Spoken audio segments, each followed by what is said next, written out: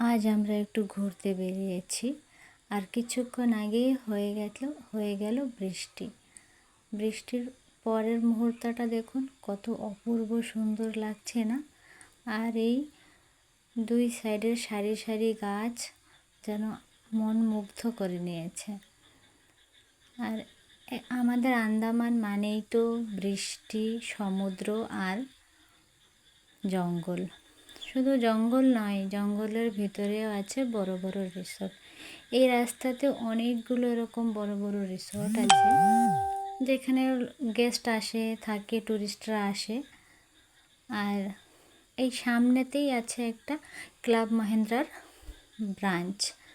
এখানে এই ব্রাঞ্চটার নাম ওনারা রেখেছেন সিম্ফনি সমুদ্র।